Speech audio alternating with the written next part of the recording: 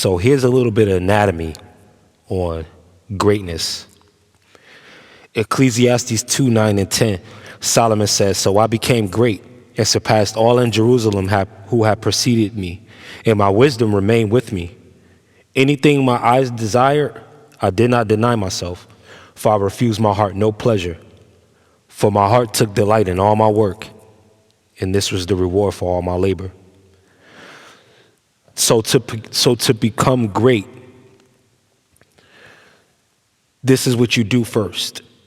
You have to be the greatness before you experience the perks of what greatness entails. You have to assume the state of greatness, which is you basically have to magnify yourself, the best version of yourself. You have to become great. You have to have a vision. You have to have an ideal, and you have to embody that. Before you take the first action step is you have to have the mindset. You have to become what it is you're trying to be. Before you even achieve it or accomplish it, you have to simply assume the state. You're not faking it till you make it. You assume it until you consume it. You don't fake it until you make it. You assume it until you consume it. You consume it once it's assumed, once you embody it.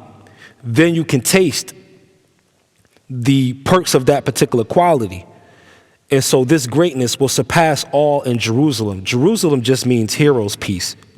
Jeru means Heru, and Heru means hero. Salem means peace. So the peace that comes with this life when you have had to be a hero for so many people, you'll find yourself on such an upper echelon of your own consciousness that it will pale in comparison. The greatness that you are becoming, the greatness that you assume, that state of mind known as greatness, that's going to surpass anything that you experienced when you had to save the day for others. It's going to pale in comparison to you saving yourself. All the people you helped, that's going to pale in comparison to how you help yourself. All the people you saved, that's going to pale in comparison to how you save yourself. So this greatness that you assume is going to surpass everything in your hero's journey. It's going to surpass every form of peace that you have acquired by being the hero and saving somebody else's day. That peace is going to be multiplied in ways that you can't even imagine when it comes to the hero's peace that comes with slaying your own dragon in your wisdom. And he says, "And my wisdom remained with me." What makes you wise and to take on common sense and to embrace understanding, these are qualities that you embody already. This should be the foundation. This should be the prerequisite. You should be on a quest to acquire wisdom through the right application of knowledge. The correct application of knowledge is what wisdom is defined as. This has to remain with you. You never abandon it. Wisdom will never abandon you. You just have to never abandon it. So let this remain in you as you assume the state of greatness. Verse 10, "Anything my eyes desired, I did not deny myself. I refused my heart no pleasure." So the whole world is yours. The skies and beyond is the limit. The ground and beneath it is as far as you can dig. Don't deny yourself of what you desire. It might be bigger. It might be in a different tax bracket. It might be associated with people with more money than you, more status than you, more experience in your vocation than you. But it should not be denied you because it's something that your eyes desire. See, that's again the self-serving. You have to learn how to serve yourself, because this is going to make you a great servant for others who need your service. You have to already be well versed in the art of service, but that's going to start with self-service. So anything your eyes desire, do not deny yourself. But again, keep verse 9 very close, because your wisdom has to remain in you. So Solomon is not saying he took on every single pleasure and took on every single thing that his eyes desired, because that couldn't be the case, because not everything that your eyes desire is necessarily good for you. And wisdom is the one who screens who gets in and who stays out when it comes to what you let into your auric field as you assume this state of greatness. That comes with the self-help of you being your own hero for the goal of achieving that peace. But greatness is the prerequisite, and the wisdom remaining in you is the requirement. He refused his heart no pleasure. This is an important line too. Refuse your heart no pleasure, even though your eyes desire it. Your eyes have their own pleasures, even if it tastes good. Your taste buds, they have a different sense of pleasure. But your heart, the thing that makes you feel good after you've done it, you don't refuse that. That's the part you don't cut off. The part that makes your heart glow. Refuse your heart no pleasure. The mind can be tricked. So it doesn't say to refuse your mind no pleasure, because the mind is the sifter. The mind can't take everything in. The mind is the screener also, because the mind is the tool of wisdom. That's what wisdom uses to screen. It uses your mind, your consciousness, your thinking. It uses that to screen the things that are for you and the things that are not for you, so that everything your eyes take in doesn't have to take over you. So your heart has to be what you are aiming to please. Not your pockets, not your belly, but your heart, your soul, the core of you. That's the part that you're seeking to please. It could be an endless and very futile pursuit to just acquire things if it wasn't to cater to the pleasing of your heart. You'll just be going through life bland and be going through life without flavor. And you know what happens to salt when it loses its flavor? It gets trodden underfoot of men. And be under the authority of somebody. Be a bootlicker. All of this can happen if you refuse your heart pleasure. Don't be a humdrum. Don't be a Debbie Downer. Don't be a drag, because that's going to tire you out. You can't run a race with a parachute tied to your back.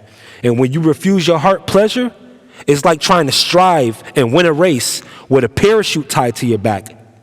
You're running in the opposite direction, so the trajectory of the wind is going to push against you. It's going to push against the direction you're running in.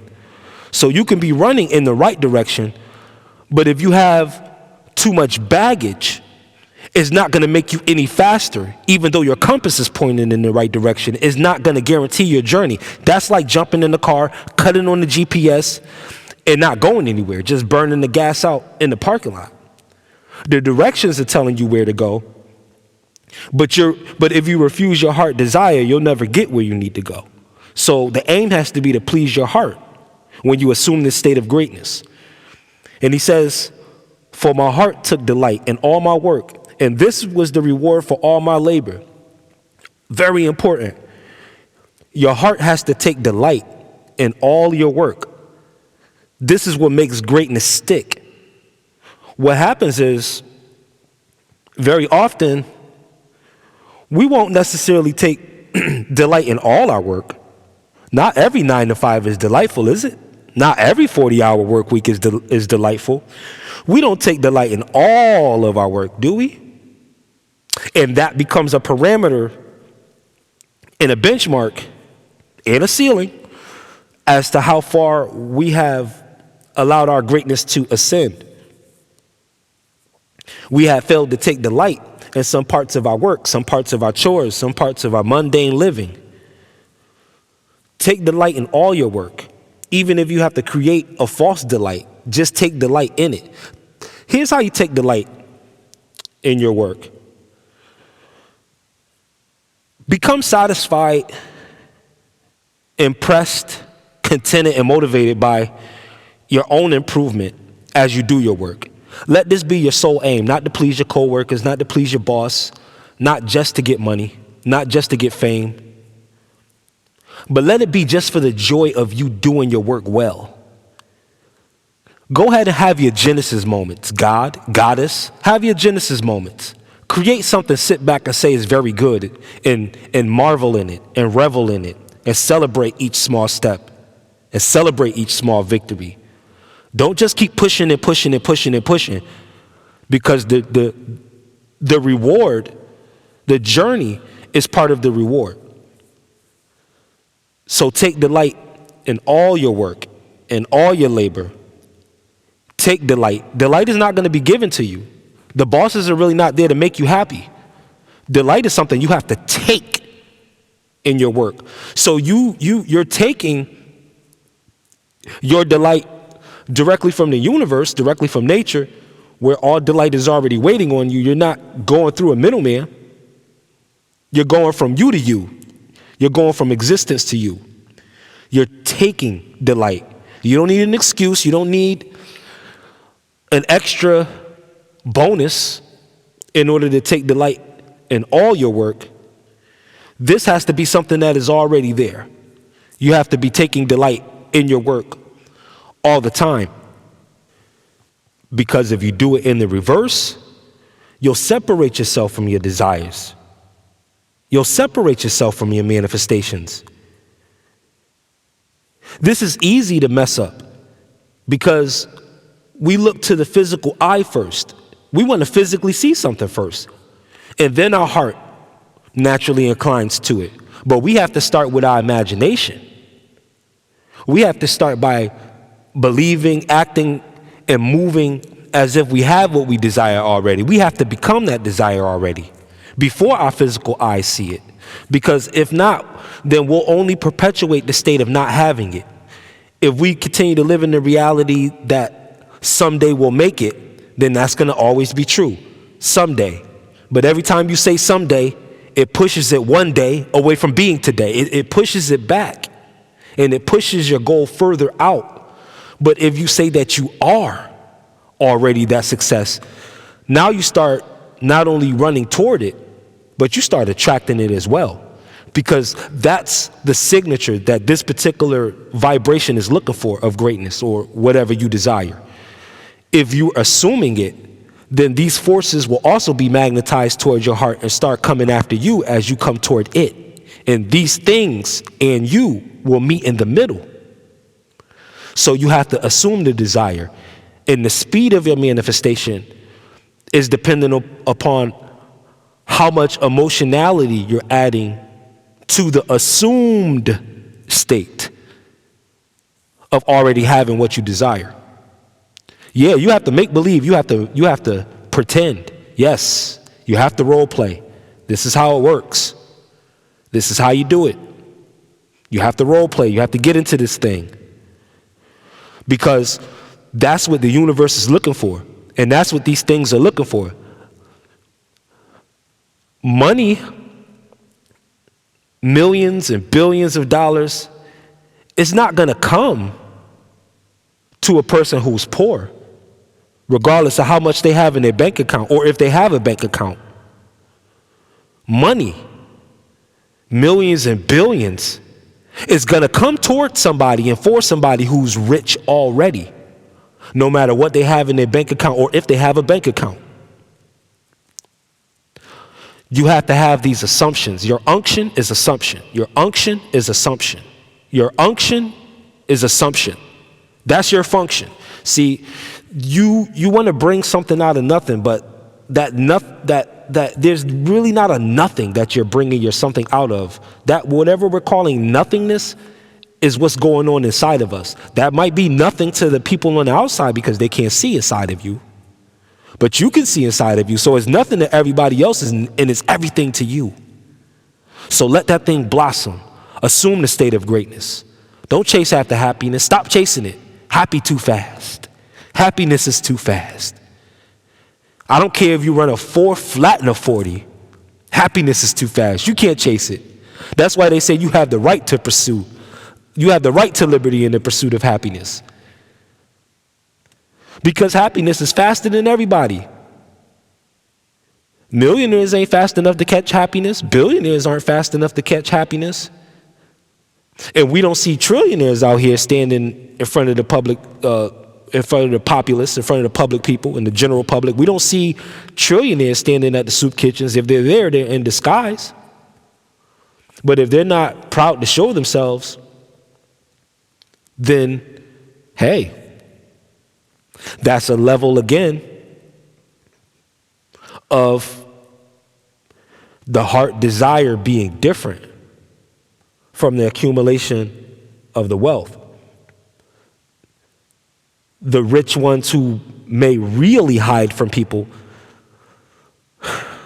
their desire may not even be attached to being rich. It may just be attached to not being around people who are not. But you yourself, don't let this throw you off. Don't let this throw you off. Because you have your own work to enjoy. You have your own path to live out.